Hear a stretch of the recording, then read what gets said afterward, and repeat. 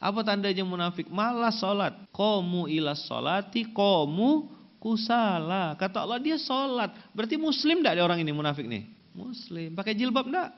Yang sholat malas ya munafik, cuman yang tak sholat.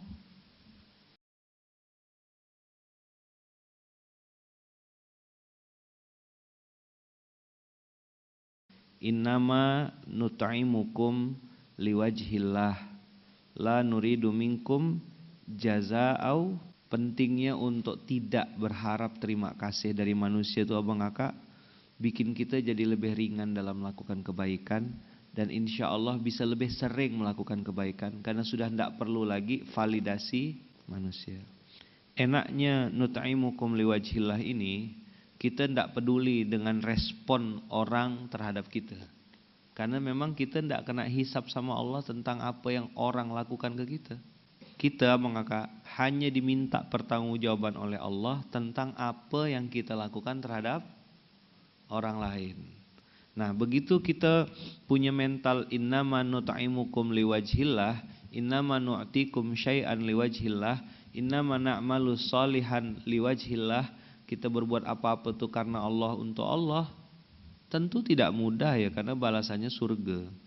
Kalau mudah ya piring cantik hadiahnya, diskon 50%. Surga tidak dijanjikan dengan harga yang murah bang kakak. Pesawat bisnis kelas saja harganya itu bisa 4 kali lipat. Saya kemarin kena tawarkan pesawat bisnis ke Jakarta yang biasa 800, sejuta gitu ya. Ini sekali berangkat 4 juta. Saya bilang saya bukan tak ada duit, ada duitnya. Tapi bagi saya terbang ke Jakarta dengan harga 4 juta itu kayak ngada-ngada gitu. Itu bisa sedekah untuk apa? Fraza bisa makan berapa banyak orang tuh. Fraza tuh kan tidak sampai 3 juta. Mana berapa biasanya? 2,5 juta kan? Nah, sekali terbang ke Jakarta bisa ngasih makan lebih dari 300 orang. Saya bilang saya ada duitnya, bisa saya pakai. Tapi dah lah, saya bilang saya tunggu aja. Yang hari itu tuh Mas Agung, ya kan? 4 juta terbang ke Jakarta, apa cerita? Mungkin bagi orang dia perlu eksistensi, perlu pride. Dan saya udah pernah naik bisnis, ternyata landingnya sama dengan yang ekonomi. Saya kira duluan gitu kan, terus yang ekonomi masih di atas awan gitu. Ternyata enggak, landingnya sama-sama. Cuma itu karena kena beli kan orang. Tapi kalau saya suruh beli sendiri enggak mau. Ada duitnya Ayaman? Ada. Saya berpikir cemana duit segitu bisa jadi konversi sedekah. Jadi konversi ngasih makan orang. Beli beras lumayan tuh bisa dapat berapa ratus kilo. Nah, innama nut'imukum liwajhillah. Kita naik pesawat bisnis, ya kan, bayarnya mahal. Surga enggak bisa murah bang kakak. Ada harta, ada tenaga, ada air mata, ada luka, ada sedih, ada telinga yang harus mungkin merah gitu dengar omongan orang. Abang kakak siap-siap ya dengar omongan orang, siap-siap kena caci maki, siap-siap kena jelek-jelekkan. Siap-siaplah, siap-siaplah. Maka liwajhillah itu penting sekali abang kakak untuk ditanyakan ke dalam diri kita. Aku berbuat untuk siapa? Aku meletakkan harapan kepada siapa? Ini nyambung semua abang kakak. Semua nyambung nih, berputar di sini ya terus. Sampai kapan Ayaman latihannya? Sampai mati. Oke, hari ini abang kakak paham. Nanti 2-3 hari kesal kita. Orang ini Ustaz, tidak tahu diri Ustaz. Udah saya bantu padahal. Habis tuh, orang ini Ustaz yang dulu saya modalin bisnisnya tuh, sekarang udah sukses dah dia. Lupa dah dia sama kita. Tak mau lagi lebaran rumah saya. Salah dia atau salah kita? Salah kita. Untuk siapa kita berbuat dan kepada siapa kita meletakkan harapan? Ini pertanyaan seumur hidup. Kepada siapa kita meletakkan harapan? Saya pun abang kakak ngevaluasi diri, merenung, muhasabah, introspeksi. Bahaya aku salah-salah ngeletak harapan nih. Bahaya aku salah-salah niat nih. Seumur hidup. Kenapa? Karena sekali saja abang kakak coba gitu main-main sama manusia, langsung kecewa. Jadi ini pertanyaan seumur hidup. Untuk siapa kita berbuat dan kepada siapa kita meletakkan harapan. Sebelum memulai sesuatu tuh, tempel bila perlu di rumah, di kamar, baca seorang. Mau keluar rumah tengok lagi, stiker di handphone, tempelkan itu. Untuk siapa saya berbuat, kepada siapa saya meletakkan harapan. bukti konkret dari kita tuh meletakkan harapan kepada Allah. Ada kata-kata tambahan di ayat ini, la nuridu minkum jazaan wala syukuran. Kita yang memberi, kitalah yang diberkahi. Kenapa kita memberi, kita yang diberkahi? Karena cita-cita orang mati itu pengen balik ke dunia supaya bisa bersedekah, bukan sholat, bukan umroh. Ternyata memberi itu punya dimensi yang berbeda. Surah Al-Munafiqun surat 63 ayat 10. Ini ingat-ingat ya ustaz-ustaz, ya, ingatkan lagi, paksa diri untuk bersedekah, paksa diri untuk berbagi, terima kasih, geser. Innama nut'imukum liwajhillah la nuridu minkum jazaan wala syukuran. Wa anfiqu mimma razaqnakum min qabli ayyatiya ahadakumul maut fayaqula rabbi laula akhartani ila ajalin qarib fa as-saddaqo. Pakai tasdid di huruf shad dan tasdid di huruf dal, menunjukkan dia akan bersungguh-sungguh, totalitas, all out, melakukannya berulang-ulang. Fi'il mudhari plus ditambah tasdid, fa as-saddaqo. Tolong tambah waktuku sedikit lagi ya Allah. Saya yakin kita semua udah pernah dengar ayat ini, tapi memang tak mudah ngelawannya. Fa as-saddaqo wa akum minas solihin, itu janji palsu, janji bohong. Nanti Ustadz kalau ruko saya laku, saya mau sedekah Ustadz, meramput. Saya ini hidup dah hampir 40 tahun dah. Yang ngomong-ngomong gitu tuh biasa, tada, lupa dia. Terus nanti karena dia ndak enak kan ketemu sama saya, jadi tak datang lagi ke Munzalan. 20 tahun kemudian dia baru datang. Datang bantu, alhamdulillah, ndak ada masalah. Dia bantu tempat lain, bagus. Yang penting dia keluarkan duitnya ke jalan Allah. Tapi abang kakak, ada ayat di fa as-saddaqo wa akum minas solihin. Buka di surat itu yang saya bilang tadi, janji palsu. Ustaz doakan Ustaz ya, minta amalan Ustaz supaya ruko saya laku. Dia bu, iya kak, saya kasih amalan. Alhamdulillah Ustaz laku. Yang ngomong bukan dia, kawannya. Dia sudah tak lapor dah karena dia lagi ke luar negeri. Wa minhum man ahadallaha la in atana min fadlih lanasaddaqanna wa lanakunanna minas solihin. Sama enggak? Satu tema enggak? Ayo baca sama-sama. Wa minhum man ahadallaha la in atana min fadlih lanasaddaqanna wa lanakunanna minas solihin. Nanti Ustadz, kalau saya ruko saya udah laku nih, nanti insya Allah saya ikut kajian lagi Ustaz. Insya Allah mudah-mudahan Ustaz. Doakan Ustaz ya, saya bisa ikut kajian lagi, bisa ini. Dulu tuh saya tuh berharap, saya tunggu-tunggu dia. Datang alhamdulillah. Sekarang Kak Tikaulah, tugas aku nyampaikan ya. Datang sebiji pun datang ke sini, ini sebiji datang sini. Saya tetap ngisi SMK. Lihat janjinya. Wa minhum man ahadallaha la in atana min fadlih. Apa bahasa Indonesianya? Ya Allah, kasih saya rezeki ya Allah. Nanti kalau dapat nih, ruko laku, tanah laku, bisnis saya maju, saya mau sedekah ya Allah. Sudah terjadi atau belum nih? Udah dikasih kelebihan atau belum? Belum, baru janji. Doakan nih tembus proyek. Kalau tembus nih boy. Apakah janjinya cuma pengen sedekah? Enggak. Dia bilang saya akan jadi orang soleh, akan jadi orang baik. Disederhanakan gimana? Nanti saya ikut kajian Ustaz. Nanti saya akan hijrah, saya akan tutup aurat saya Ustaz, insyaallah. Dia janji sama Ustaz, janji sama ini, atau janji sama Allah. Allah tuh kan tahu apa yang ada di hati ya. Betul-betul tuh dites kita, diuji betul. Sakit emang. Salah satu ayat yang saya takuti itu ini. Makanya waktu tak punya duit itu tenang abang kakak, enggak kena hisab. Tapi begitu duit masuk ke rekening, mulai bebar, nak kemana aku geser. Karena ta'rifnya uang adalah alat untuk beribadah. Begitu masuk uang itu langsung kita jadikan ini gimana caranya supaya bisa di-convert jadi ibadah. Kalau ikutkan nafsu tak habis-habis sama kakak, pergilah ke mall tuh. Banyak diskon sekarang kan? Kira cuma Ramadan aja diskon. Habis lebaran lebih gila lagi diskonnya. Coba tengok. Sale-sale semua kan? Semua punya sale. Baju for sale, mobil for sale, TV for sale, semua punya si sale. Atau ayat 75, coba buka. Wa minhum man ahadallaha la in atana min fadlih lanasaddaqanna walanakunanna minas solihin. Lihat kata-kata lanasaddaqanna. Berapa tasdid tuh? 3 kali tasdid. Saya bilang tadi di Al-Mu'minun 65 ayat 10, itu sekali jak tasdid, itu udah artinya luar biasa. Ini lanas, la di depannya la takkid, sodnya tasdid, dalnya tasdid, nun di akhir tasdid. Menunjukkan apa?